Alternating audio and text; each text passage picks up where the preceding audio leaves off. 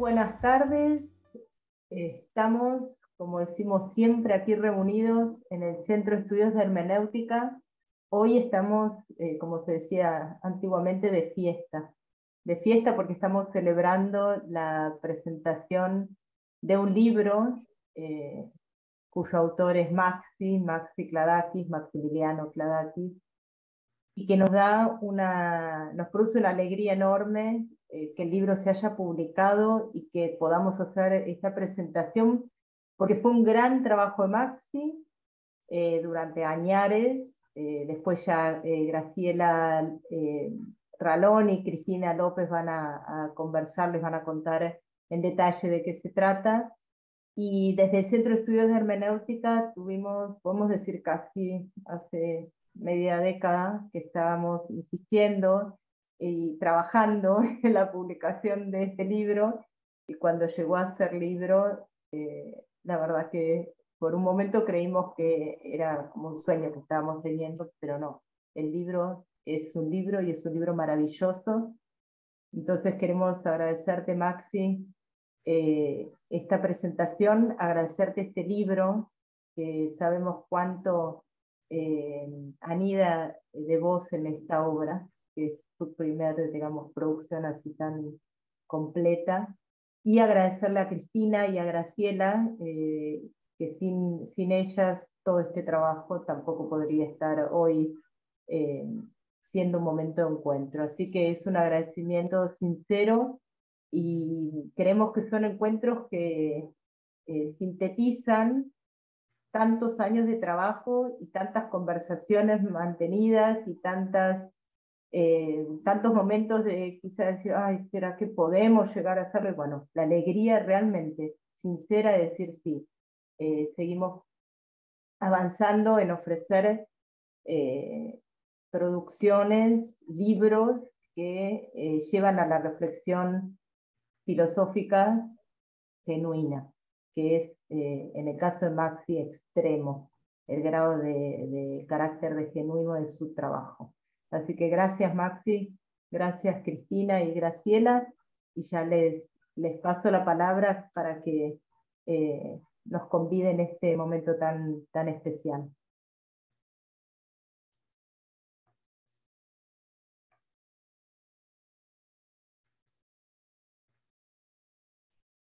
Bueno.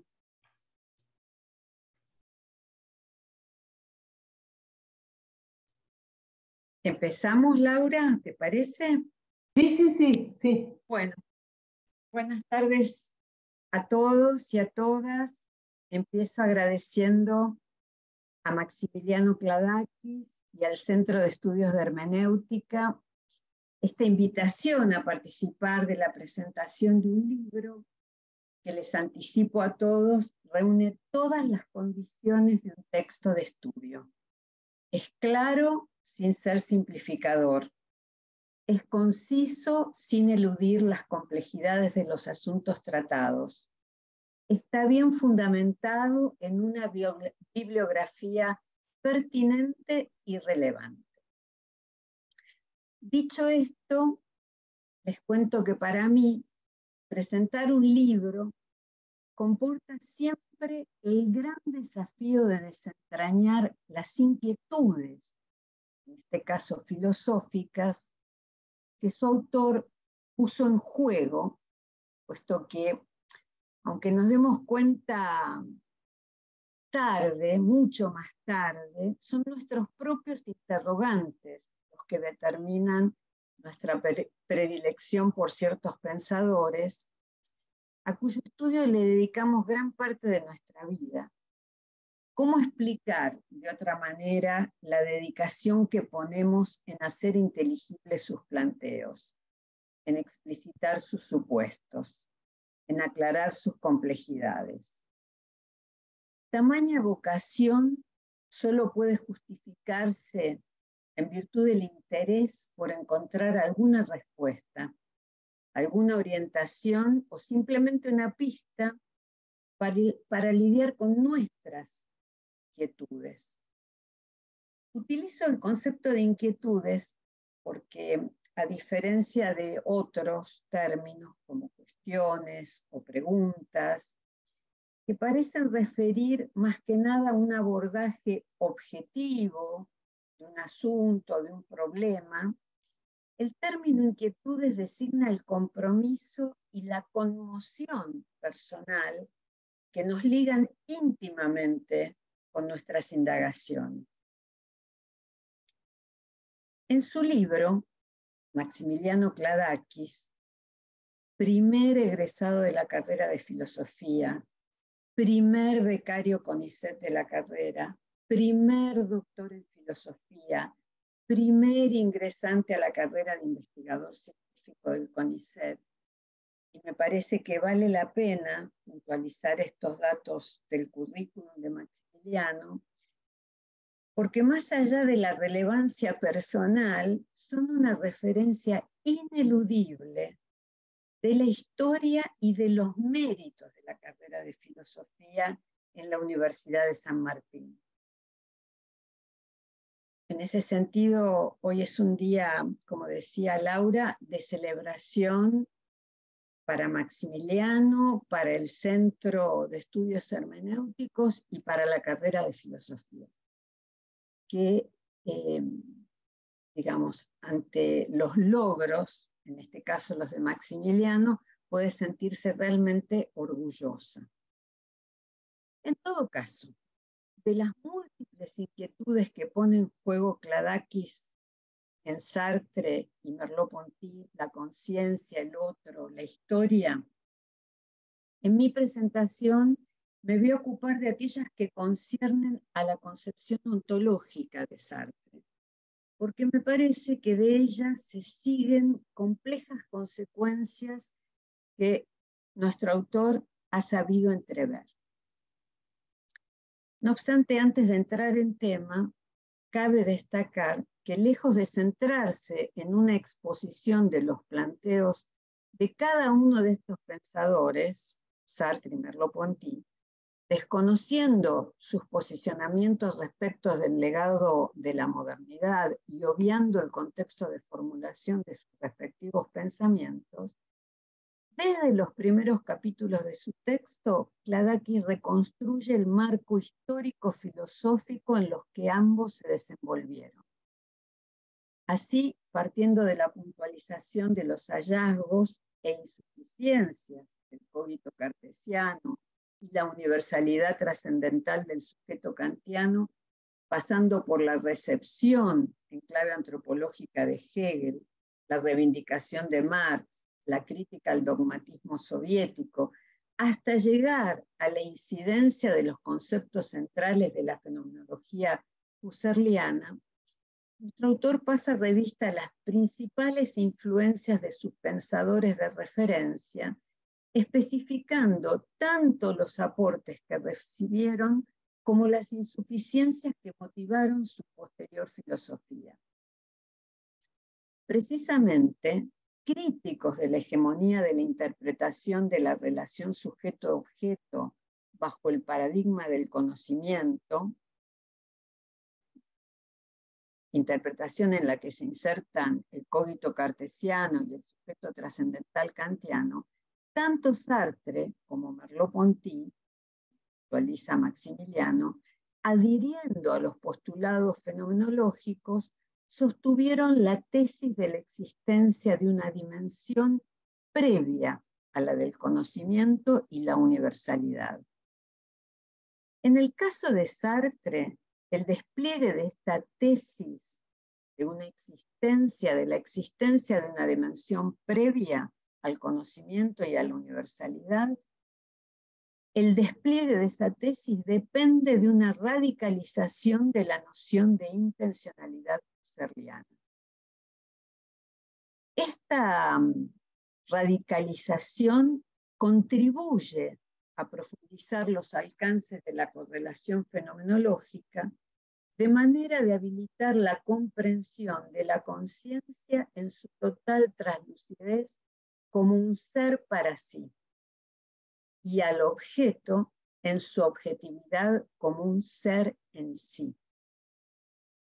No obstante, lejos de replegarse en una autopercepción reflexiva, el ser para sí, la conciencia sartreana, nos explica Maximiliano, en permanente huida de sí hacia el mundo, se presenta como revelación revelada de los existentes.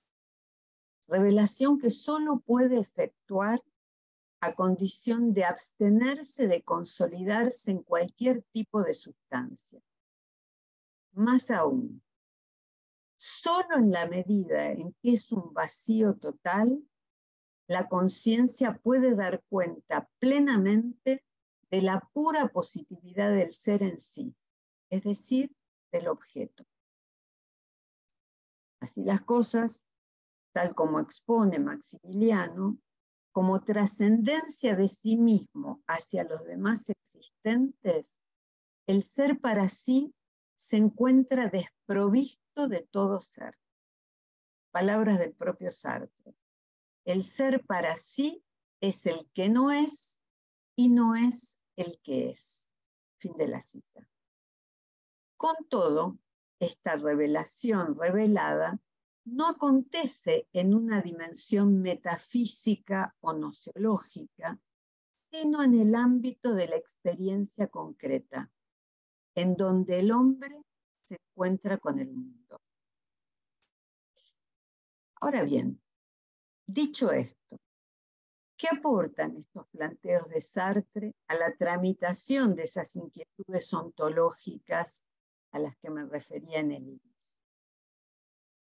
Sin duda, de estas consideraciones que explicitan la relación originaria del hombre con el mundo, se deriva una ontología de lo concreto, una ontología de lo contingente, que no aspira a sobrepasar la experiencia fáctica.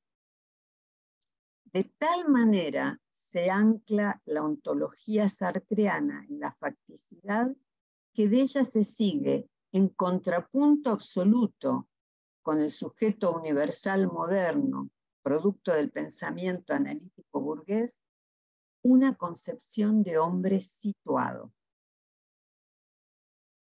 Es que el mundo solo se abre ante un punto de vista determinado. Debido a esto, la condición de situado es inherente e indispensable a esta ontología. En términos de Kladakis, esta condición de ser situado es una necesidad de carácter ontológico. El mundo siempre se abre en tanto me encuentro situado en un punto de vista determinado. Ya podemos advertir que lejos de ser pensado como un límite negativo, ese anclaje, esa situación, esa radical situación o perspectiva se constituye en una condición de posibilidad. Por esta vía, esta ontología convoca a considerar el cuerpo propio e igualmente importante el cuerpo del otro. En efecto, nada más situado que el cuerpo que soy, que desde su perspectiva se constituye en un centro de referencia. De hecho, como explica nuestro autor, el cuerpo para sí es aquello que soy y que me revela mi situación en el mundo, mi facticidad originaria. Pero el cuerpo para otro y el cuerpo mismo solo se vuelven patentes en interposición de la mirada. De allí la relevancia, ¿no? La relevancia de la mirada. Sé del otro porque soy mirado, y ante esa mirada me constituyo en un objeto.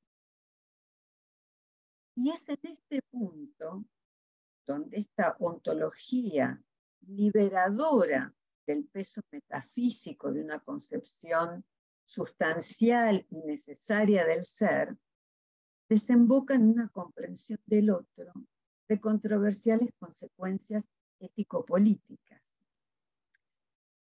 Ocurre que para Sartre la mirada tiende el puente de acceso a mi propio cuerpo y al del otro, pero a condición de convertirlos en objetos.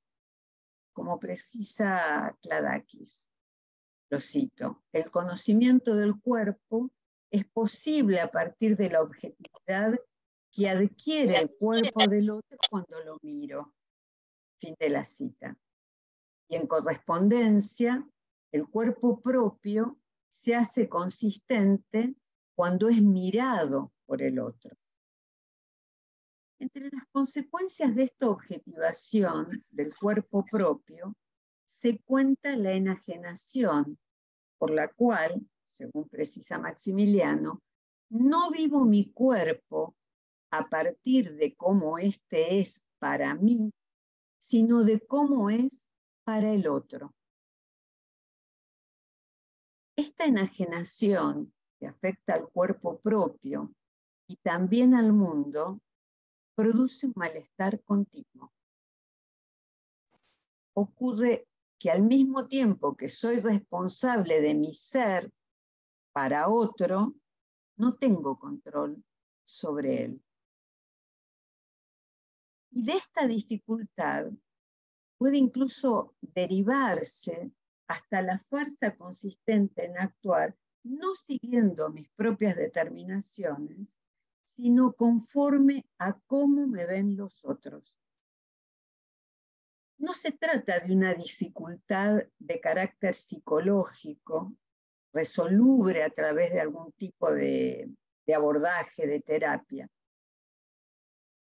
Por el contrario, para Sartre, esta inadecuación, si ustedes quieren, este juego entre miradas que genera esta objetivación y este malestar de no encontrarme nunca conforme a la mirada del otro, ni conforme a mí mismo, esta inadecuación adquiere para Sartre el estatuto de conflicto ontológico sin resolución posible. Un conflicto que afecta incluso la relación con el otro. A tal punto que Sartre concibe esta relación, la relación con el otro, bajo el signo del conflicto permanente. Entre yo y el otro se entabla, según la exposición de Maxi, una relación dinámica pero agonal. Mientras que yo intento liberarme de su dominio, el otro intenta liberarse del mío. Mientras procuro someter al otro, el otro procura someterme. Cita Kladakis para especificar la naturaleza y los alcances de un conflicto que conlleva la cosificación y la disminución de mi libertad y por ende la del otro. De estas tensiones surgen las actitudes que adquieren las relaciones con el otro y que se pueden corresponder tanto con el amor y derivar al masoquismo, como con el odio y conllevar el sadismo. Es decir, la relación con el otro nace cargada de un antagonismo insuperable porque no es una condición segunda, sino que está anclada en una concepción ontológica. De las precisiones de Kladakis surge que ambas actitudes, esa que deriva o que hace derivar la relación amorosa en masoquismo o la relación de odio en sadismo, ambas actitudes son fallidas. En efecto, aunque frente a la aparición del otro solo quepa para Sartre o bien sacrificar mi libertad en pos de la del otro, o bien sacrificar de la libertad del otro en beneficio, en tanto es imposible reducirme o reducir totalmente al otro a la dimensión del objeto, el fracaso es inevitable. Sin dudas, estas consideraciones de raíz ontológica no pueden sino abrir a una serie de inquietudes. En efecto, en el plano ético es inevitable preguntarse, ¿en qué consiste el fracaso? ¿Cómo concebir los vínculos en el marco de una concepción ontológica que presenta este antagonismo? ¿En qué registro ubicar relaciones como las fraternas o las de la amistad? Y desde el punto de vista político, cabe plantearse cómo se integra una sociedad, cómo se la gobierna, cómo se concibe la lucha política. Y aunque sus palabras finales, Maximiliano Cladachis sostenga que el sentido esencial de su libro no ha sido dar una respuesta que confirme el pensamiento de un autor en detrimento del otro, por momentos en su texto se palpa que una insatisfacción frente a dificultades que el propio Sartre consideró insolubles, probablemente esa insatisfacción lo impulsó a orientarse, al menos en la etapa de la redacción de la tesis que dio origen a este libro, hacia la lectura de Merleau-Ponty. En todo caso, nosotros, sus lectores, celebramos que sus inquietudes hayan sido tan movilizadoras como para conducirlos a una exposición conjunta de los aportes y las sombras de ambos filósofos. Muchas gracias.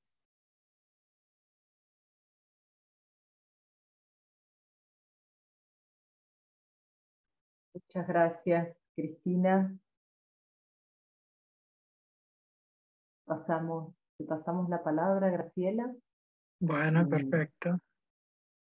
Bien, gracias, Laura. Bueno, Cristina empezó con los agradecimientos, yo voy a finalizar con los agradecimientos. Bien, comienzo entonces con la lectura de la reseña del libro de Maximiliano, que como ya dijo Laura y Cristina, es una fiesta. Bien, la conciencia, el otro y la historia son problemas nucleares dentro de la filosofía contemporánea. El libro de Maximiliano Cladachis intenta llevar a cabo un aporte a estas problemáticas desde el debate entre Jean-Paul Sartre y Maurice Merleau-Ponty. Si bien se habla de debate, es, como señala Maximiliano, Merleau-Ponty quien discute con Sartre. Sin embargo, según mi opinión, esta confrontación debe ser comprendida desde la perspectiva en que el autor de la fenomenología de la percepción nos ha enseñado a leer la historia de la filosofía. En diferentes partes de su obra señala que toda la historia de la filosofía es una retoma personal por el filósofo de un problema. Se trata de una retoma subjetiva, pero no de una elección arbitraria. Así, la verdad de Sartre, según Merleau-Ponty, cito, es conjuntamente la verdad de lo que ha escrito y la forma como lo ha vivido, ligadas por la intuición que nosotros podemos tener de una verdad que ha buscado expresar. Fin de la cita de Merleau-Ponty. Esta intuición es precisamente la que Maxi investigó e investiga, guiado por la certeza de que toda obra es inacabada, que el camino es sinuoso y que el diálogo confrontativo es el camino a seguir. Los filósofos tienen la libertad de elegir y su elección siempre está acompañada, como en los márgenes, de una sospecha de lo que dejan de lado. Con otras palabras, la elección filosófica se destaca sobre el fondo de lo que no ha sido elegido, y ese residuo es el que mantiene el diálogo. Sobre este trasfondo, Maximiliano ha sabido leer en ambos pensadores la sombra que acompañó a cada filósofo, esto es, lo aún a decir. Antes de comenzar con el comentario, hago una pequeña referencia personal. Recuerdo que un día entré en la incipiente biblioteca de la universidad, donde Maxi trabajaba, muy entusiasmada para comentarle que había escuchado una conferencia que la profesora Judith Rebel había dictado en la Facultad de Derecho.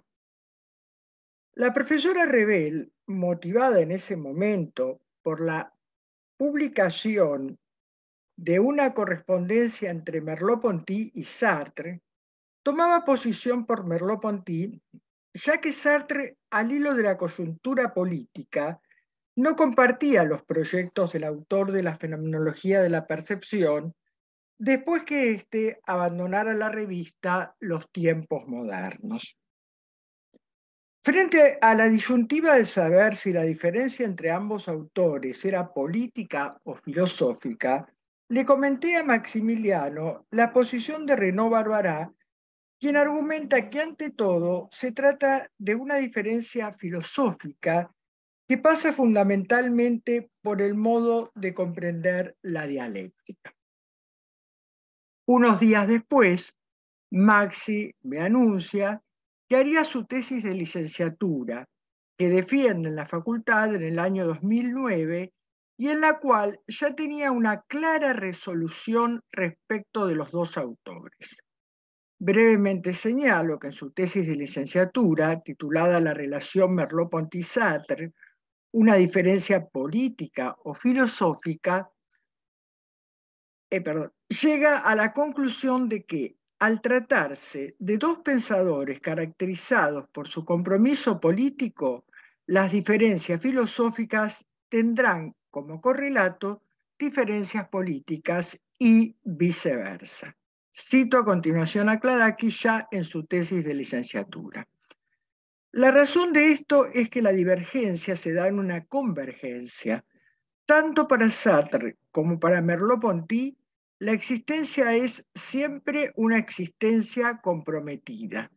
Más allá de las distintas concepciones que cada uno puede tener del compromiso, concuerdan en que la filosofía implica pensar el mundo y comprometerse con él. Este compromiso compele ineludiblemente a tomar posiciones políticas. Fin de la cita de Maximiliano. Además de la situación filosófica y política que reinaba en ese entonces, iniciados los años difíciles de la guerra, quisiera señalar algunas cuestiones presentes en el libro de Kladakis y que Merleau-Ponty caracteriza en un ensayo titulado Filosofía de la existencia, que, llamativamente por ese entonces, ni Maxi ni yo habíamos leído, pero que hoy, a la luz del libro de Kladakis, me produce asombro. Ambos pensadores, Sartre y Merleau-Ponty, provenían de la escuela normal y habían iniciado sus estudios en un ambiente donde imperaba fundamentalmente la filosofía de Descartes y Kant. Merleau-Ponty comenta en este trabajo que la situación política de la época de su formación, este trabajo de la formación política de su formación y también de la de Sartre, y señala algunos temas que fueron decisivos. Cito a Merleau-Ponty. El clima filosófico que predominaba en Francia a comienzos del siglo XX se centraba en el estudio de la filosofía moderna, principalmente de Descartes y Kant. El filósofo León Brunswick tenía un conocimiento admirable de las ciencias, de la historia de las ciencias y de la historia de la filosofía, pero lo que él, dice Merleau-Ponty, nos había enseñado consistía casi siempre en esta reflexión cartesiana por la que él iba de las cosas al sujeto que construye la imagen de las cosas. En materia de filosofía pura, su contribución consistía en advertirnos que debemos volvernos hacia el espíritu, hacia el sujeto que construye la ciencia y que construye la percepción del mundo, pero que ese espíritu es concebido como la conciencia del sí así, cogito reflexivo o yo pienso. Fin de la cita de Merleau-Ponty. En reacción contra una filosofía de tipo idealista, kantiano o cartesiano, la filosofía de la existencia, representada según Merleau-Ponty por Heidegger, Husserl, Jasper y Kierkegaard, les ofreció la posibilidad de abordar otras cuestiones. Entre ellas, Merleau-Ponty destaca el tema de la encarnación, del otro y de la historia, problemas en los que el libro de Kladakis se posiciona de manera clara, profunda y equilibrada. La relación con el otro proviene del interrogante de saber cómo puedo afirmar que eso que es verdad para mí lo es también para el otro. Si el modo de conocimiento pasa especialmente por la interioridad, pregunta, ¿cómo puedo saber que hay otros seres comparables a mí? Asimismo, con el problema del otro, se comienza a dar cada vez más importancia en el pensamiento francés al problema de la historia. Estas dos cuestiones han sido objeto de estudio tanto en la tesis de licenciatura como en la de doctorado, en las que Kladakis advierte que es en el entramado de las relaciones con el mundo, en el actuar de los hombres entre sí, donde se dirime el pensamiento filosófico y político de ambos pensadores. Para ambos, la situación de París ocupada por los alemanes contribuía a interpretar la historia bajo el hilo de los acontecimientos. Así recuerda Merleau-Ponty que en los años anteriores a la guerra, cuando nosotros, dice, conversábamos, un día Sartre le había hecho el siguiente razonamiento que puede tener un aire paradojal, pero que en el fondo no es tal desde el punto de vista de una cierta filosofía. Sartre, cito, dice Merleau-Ponty, me había dicho, en el fondo, entre una catástrofe en la que mueren 10 o 15 personas y una catástrofe en la que mueren 300 personas, no hay diferencia. Hay diferencia de número, seguro, pero cada individuo que muere es un mundo que muere, en el sentido que ya sean 3.000, 300 o 15, el escándalo no es más grande, es el mismo. Fin de la cita. Como ya dije, por esa época, Maxim y yo habíamos leído este escrito, pero Maximiliano captaba que cuando se viven experiencias de tal tipo, se comprende cómo esas experiencias obligan a pensar orientados hacia el mundo, hacia lo social y hacia lo político. Releyendo el libro de Maxi, advierto que este aspecto subtiende toda la lectura filosófica de ambos autores. A modo de ilustración y para ser breve, me detendré en señalar aquellos puntos en los cuales con agudeza y lucidez Kladakis señala las diferencias filosóficas y políticas entre ambos autores. En primer lugar, me refiero a la manera en que piensan la libertad. Es decir, los dos ponen de manifiesto que las diferencias filosóficas acarrean dos modos de pensar. Tanto Merleau-Ponty como Sartre piensan la libertad a partir del cogito prerreflexivo. No obstante esto, cito a Kladakis, el cogito prerreflexivo sartriano tendría más rasgos en común con el cogito cartesiano que el cogito prerreflexivo merleau-pontiano. En el caso de Sartre, el cogito prerreflexivo se encuentra enmarcado, indudablemente, como ya también comentó Cristina, en la división ontológica entre el en sí y el para sí, y en la ontología fenomenológica expuesta en el ser y la nada. La libertad se halla enmarcada en la característica del para sí como nada que hace que la libertad se presente indudablemente como libertad absoluta. En el caso de Merleau-Ponty, al relativizar la oposición entre el en sí y el para sí, también se relativiza la libertad. Si bien ambos autores comparten la crítica al objetivismo, dice Kladakis, porque el hombre no se encuentra determinado por una esencia que preceda su existencia fáctica, y la existencia humana no puede ser comprendida bajo el esquema de la causalidad mecánica.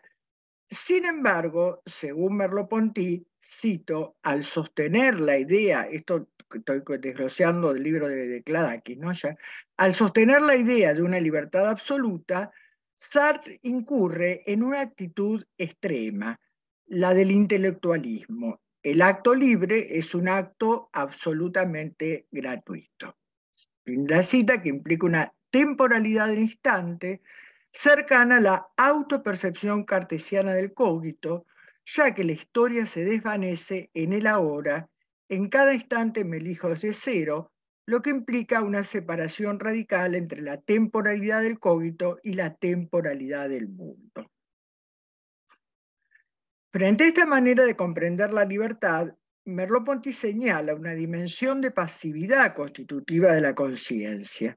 Se trata de un fondo de opacidad que no es un condicionamiento externo de la libertad, sino su condición de posibilidad.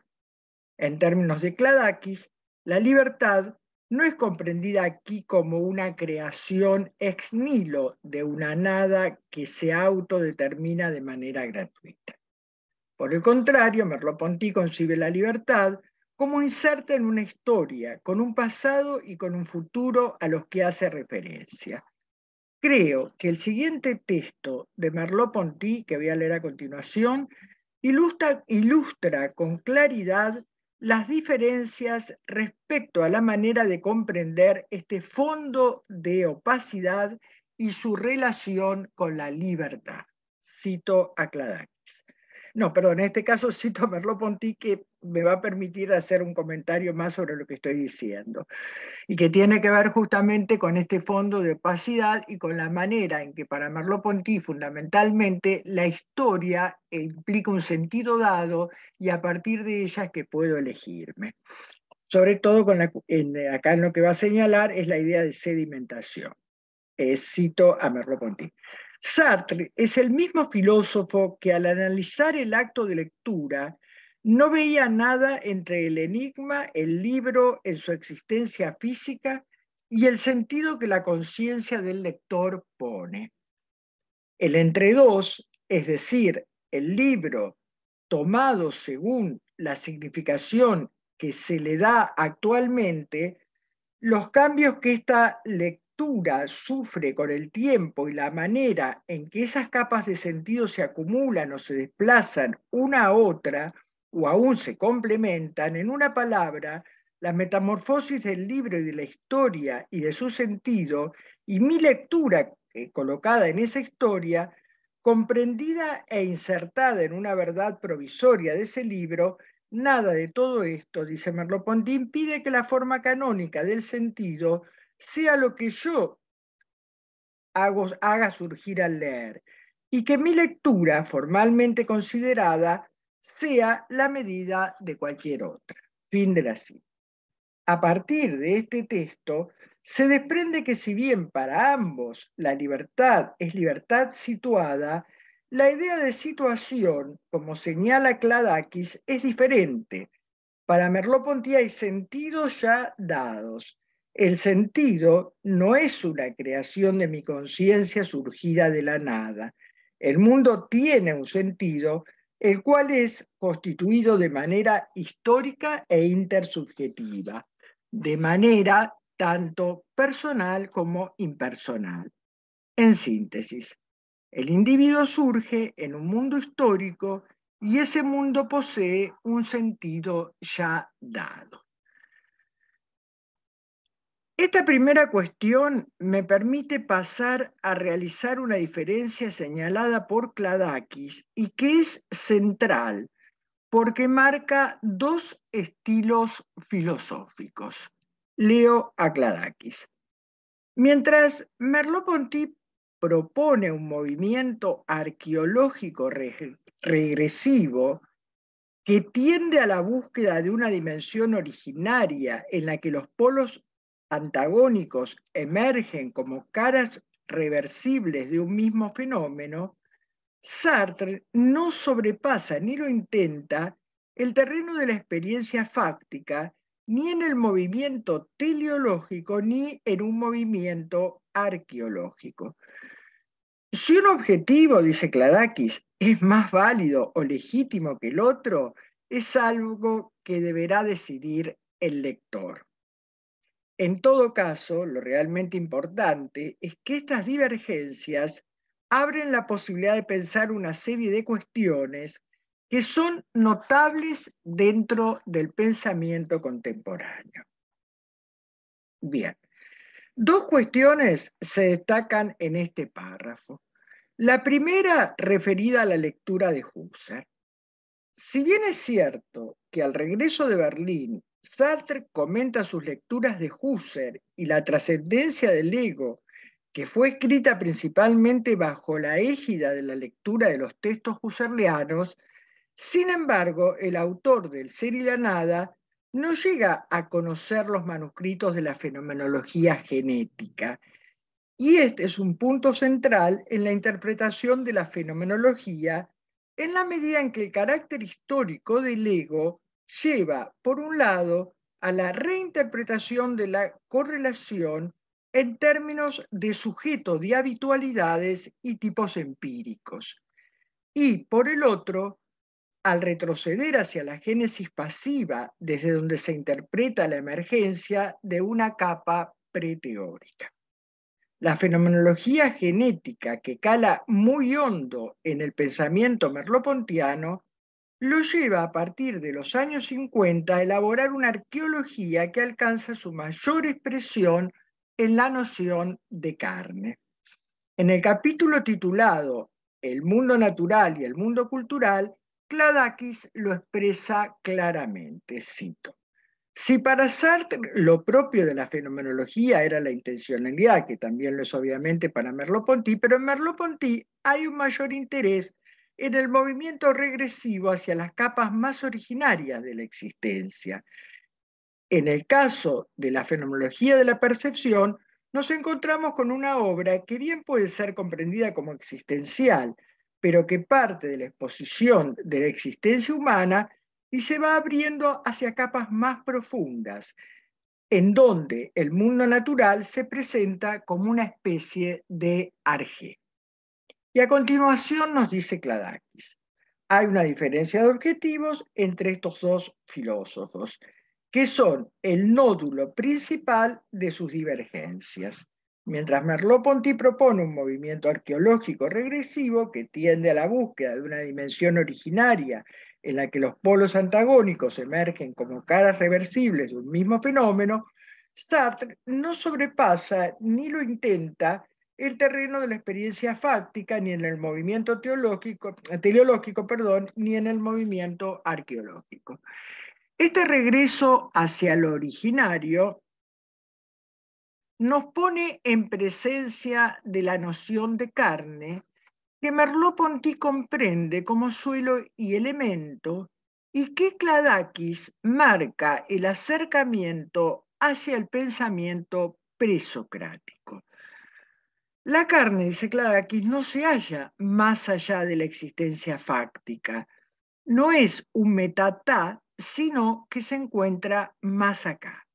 La carne no debe ser pensada como un principio trascendente a la fisis, al contrario, se encuentra emparentada con la fisis misma, tal como era pensada por los presocráticos. Precisamente el propio Merleau-Ponty afirma que la carne es un elemento utilizado en el mismo sentido que los griegos. Sería necesario, dice Merleau-Ponty, para designarla, el viejo término de elemento, en el sentido en que se lo usaba para hablar del agua, del aire, de la tierra y del fuego, es decir, en el sentido de una cosa general a medio camino entre el individuo espacio-temporal y la idea. Fin de la cita. En relación con la manera en que Kladakis interpreta la noción de carne, me gustaría señalar dos cuestiones que, según mi opinión, resultan sumamente atractivas para continuar la investigación. Por una parte, la carne, que se constituye como un pliegue que articula la totalidad de los existentes, permite dejar atrás el problema del solipsismo, porque la intercorporalidad expresada por la carne precede a la corporalidad. Cito: somos todos envueltos por este elemento común que antecede a la constitución de todo principio de individuación. Asimismo, la ausencia de un principio de individuación obliga a pensar al ser no como algo más allá de los entes, ni mucho menos como algo más allá del mundo, sino que el mundo es definido como carne universal. Con otras palabras, el autor afirma, cito: el ser que tiene como correlato la carne como elemento es un sustrato que envuelve lo existente y no que se encuentra en la cima de una pirámide metafísica como la idea de bien platónica. Mundo, carne, naturaleza, ser, se articulan como correlatos de una mirada, de una misma ontología con la cual Merleau-Ponty intenta sobrepasar los límites de la filosofía tradicional en general y del pensamiento reflexivo en particular. Bien, hasta acá el comentario del texto, de los problemas, y como decía, quisiera terminar con algunos agradecimientos. En primer lugar, quiero terminar esta presentación agradeciéndole a mi colega y amiga Cristina López, no solo por haber aceptado la presentación del libro, del cual ella también, en cierto sentido, es gestora, sino fundamentalmente el haber estado al frente de la carrera en sus inicios, que fueron años difíciles, pero que evidentemente sentaron las bases para su permanencia. Gracias. En segundo lugar, en nombre de Maximiliano, agradezco a todos los investigadores jóvenes que me dieron la oportunidad de acompañarlos, formándolos y formándome. Finalmente, agradezco a la editorial de la universidad y al Centro de Hermenéutica por esta y muchas oportunidades que nos han permitido continuar dialogando. Gracias.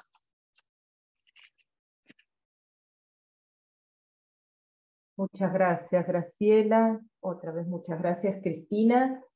A quienes pertenecemos a la universidad ya hace tanto tiempo, vuelvo a insistir, es una fiesta y es un homenaje este encuentro de hoy.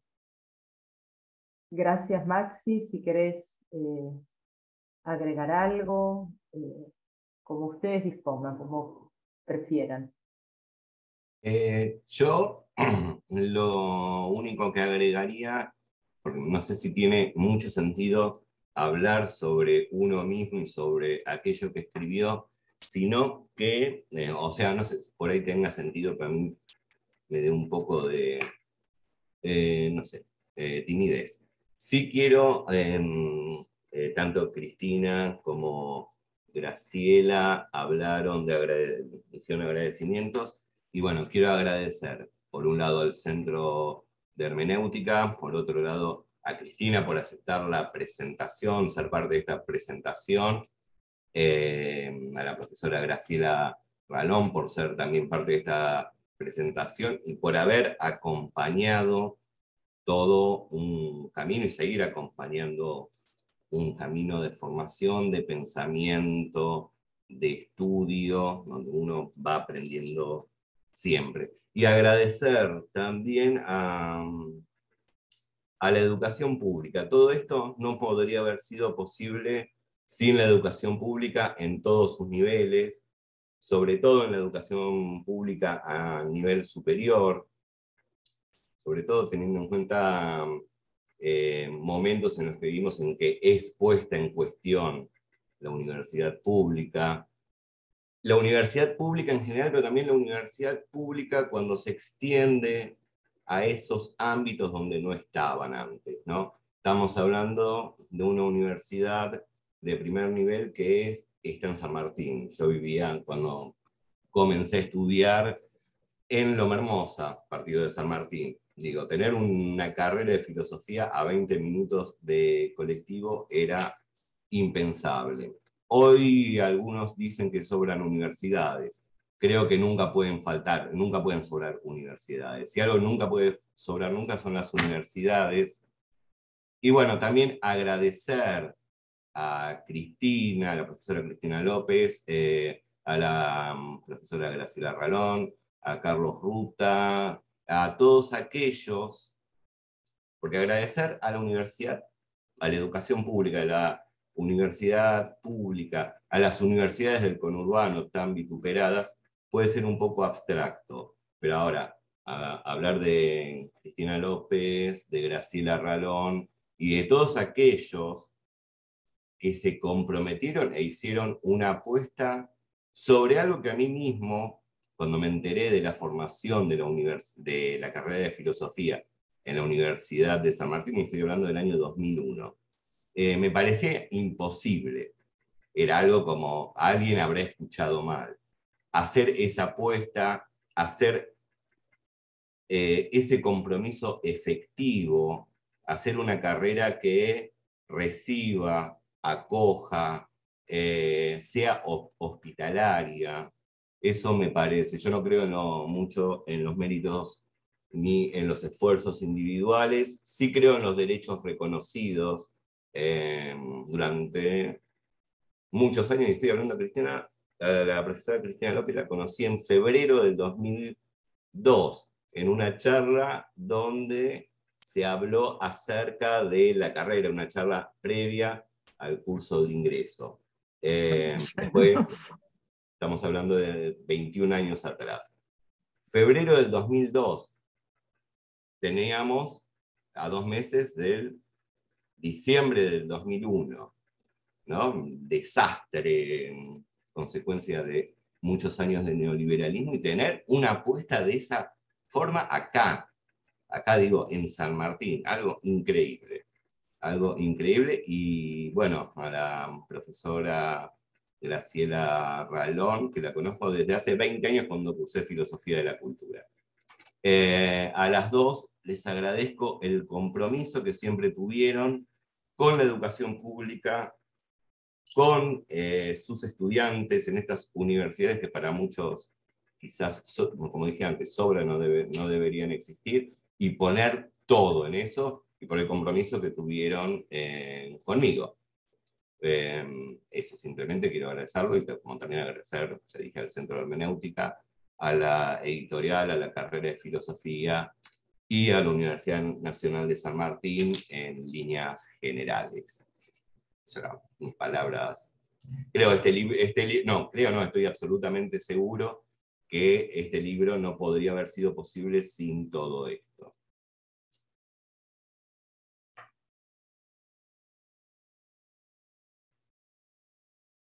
Gracias, Maxi.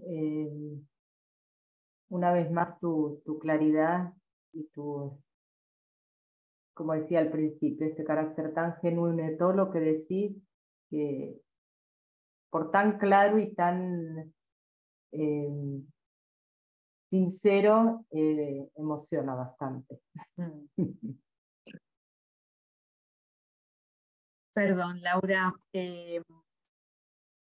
como he sido aludida, no puedo sino manifestar mi agradecimiento enorme y mi emoción y mi orgullo por las palabras, tanto de Graciela Ralón, que es una amiga y colega a la que yo admiro y respeto muchísimo, como las de Maximiliano Kladakis.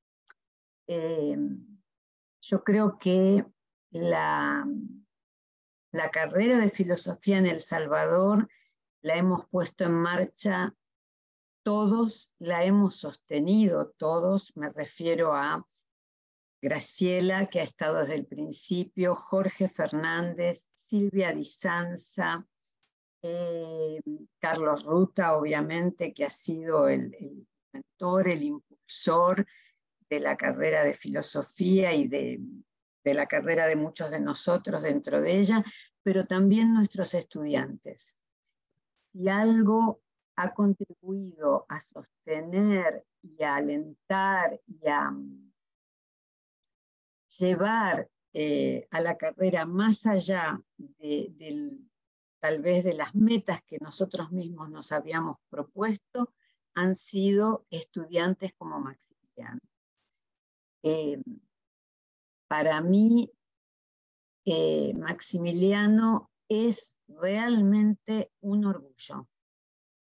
Todas las veces que yo tengo que presentar la universidad y la carrera por fuera de los límites de la institución, yo lo pongo como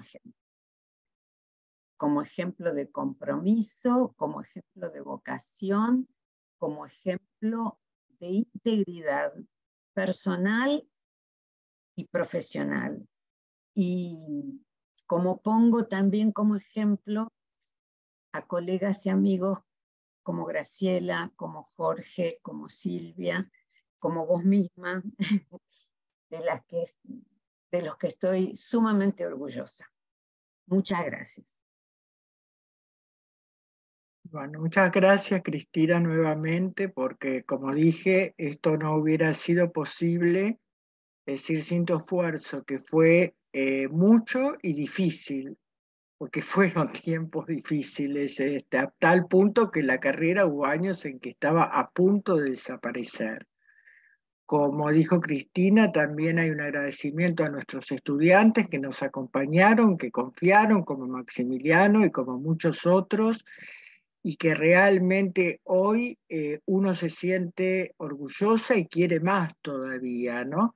Sobre todo porque, bueno, creo que tenemos una carrera consolidada con investigadores de diferentes áreas, formados, como vos dijiste, por muchos de nosotros, y donde, bueno, realmente uno siente que hay un lugar de trabajo donde se pueden realizar proyectos, donde se puede compartir, como por ejemplo el Centro de Hermenéutica, la facultad.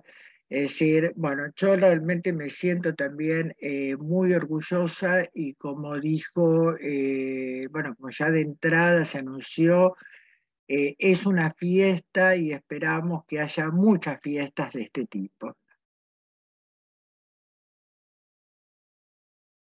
Bueno, Van, gracias de vuelta por las palabras de cada una y tuyas, Maxi, también. Hay mensajes en el chat. El primero, o uno de los primeros, era de Silvia Di Sanza, que quería dejarte, Maxi, sus felicitaciones, igual que Jorge, que tuvieron que retirarse porque tienen que dar clases justamente.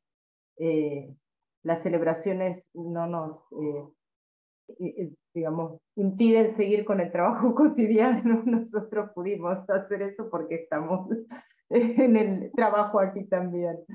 Y en el chat también hay agradecimientos de otros países, que eso también queremos mencionarlo, que este espacio también tiene ese gran desafío cotidiano de abrir nuestra investigación y la comunicación y el intercambio de aquello que vamos haciendo con otros investigadores e investigadoras de otros países, que son en muchos casos, sean seminarios, presentaciones, conferencias, cualquiera de las actividades que hacemos, muchas personas de Chile, de Colombia, de México, como hoy que, por ejemplo, Carlos Giraldo dice: muchas gracias por esta presentación del libro, quedo deseoso de poder leerlo, saludos desde Colombia. Bueno, Maxi, no sé si podés, si es que sabés, si no podemos pasar el contacto de la editorial, cómo se hace para que el libro salga de las fronteras del país también. No sé si está distribuyéndose en España, en Latinoamérica.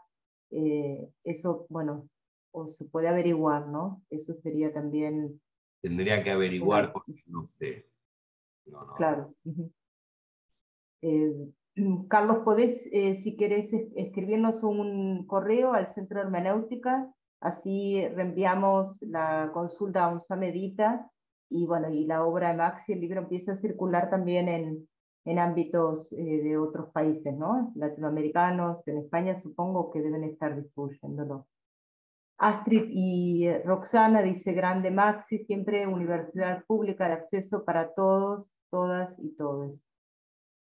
Juan José Linsalata también deja su agradecimiento, felicitaciones para Graciela y Cristina por sus presentaciones, así como también para Maximiliano por su libro. Y Leandro felicita a Maxi, siempre la palabra adecuada, 1000 felicitaciones. Marina Mayor nos cuenta que Santiago Casares se disculpó porque se le apagó la computadora. Felicitaciones, Maxi, de Roxana Bastigalupo, orgullosa de tus logros. Y Elizabeth dice, felicitaciones, Maximiliano, te mereces lo mejor. Orgullo de ser parte de la universidad pública y tener docentes como Ralón, Kladakis, comprometidos con la realidad. Alan te felicita, Maxi, y leeré el libro con mucho placer, dice, gracias por tu contribución a la investigación nacional en filosofía desde el espacio de una universidad nacional y pública. Y Martín agrega, bueno, pone ya que este es el link de Mercado Libre, que hay varios que se venden también. Gracias, Martín. Es Martín Buceta el que nos agregó esta información. Mil Que lo gracias. felicito también a Maxi, obviamente. No puse nada en el chat, pero lo felicito ampliamente. Gracias, Martín. Y Alan pone, bueno, el enlace también de UNSAMEDITA. Desde UNSAMEDITA se vende también en Latinoamérica. Gracias, Alan, ya por compartir esta información. Bueno, si alguien, Orlando Sabatino, felicitaciones para Maxi, que fue mi profesor en el CPU, y junto con la profesora Ralón en Filosofía de la Cultura, y un saludo afectuoso a la profesora Cristina López.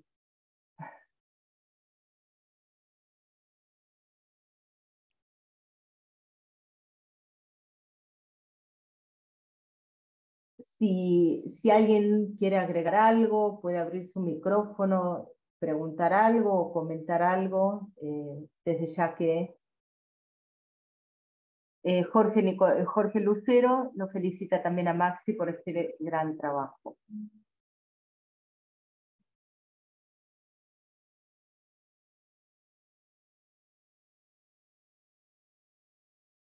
Esperamos unos momentitos más por si alguien quiere todavía escribir algo o abrir su micrófono. Acostumbramos a no apurar demasiado los tiempos porque hay personas que necesitan un ratito más para animarse.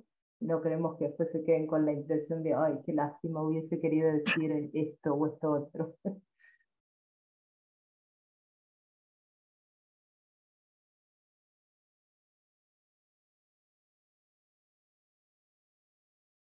Bueno, también un agradecimiento, sin duda, del director del Centro de Estudios de Hermenéutica, Carlos Ruta, que hoy no pudo participar de esta presentación. Fue quien nos también insistió en que la hiciéramos y estamos muy, muy contentas y contentos de haber compartido este rato tan sentido, realmente. Tenemos... Cristina le responde a Orlando y le dice muchas gracias por tu saludo. Gracias a todos por asistir a esta presentación.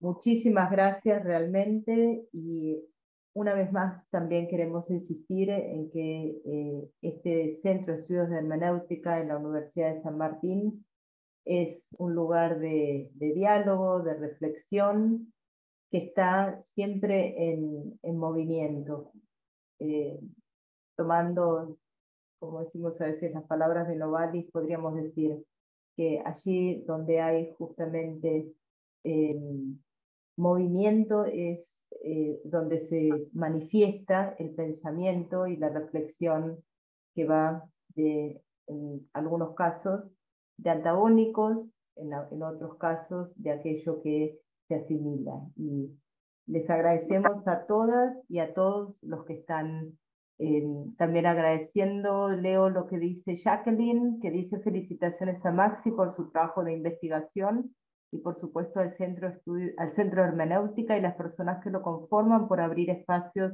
de reflexión como este. Desde México, también agradezco la realización de este evento vía Zoom.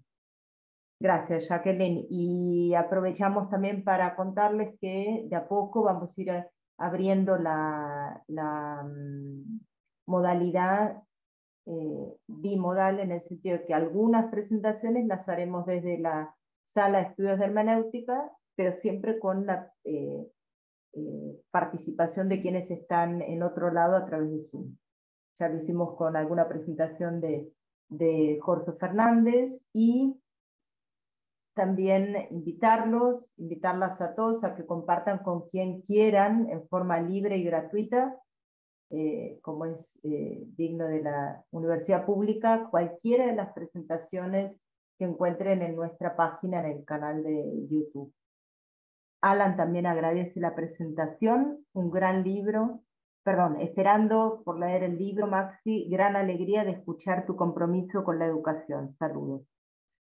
Graciela agradece, Laura Hernández también, se suman las felicitaciones y agradece que nos permitan seguir sus investigaciones por esta vía desde México. Bueno, reconforta saber que la repercusión llega hasta lares tan lejanos, realmente. Si querés, Maxi, decimos chau, Graciela, Cristina, y nos vamos a descansar cada una y cada uno, un lindo fin de semana. Gracias. Y de vuelta, muchas gracias. Un saludo Muchas a gracias todos. a todos. Cariños, gracias. Chau, chau. Gracias.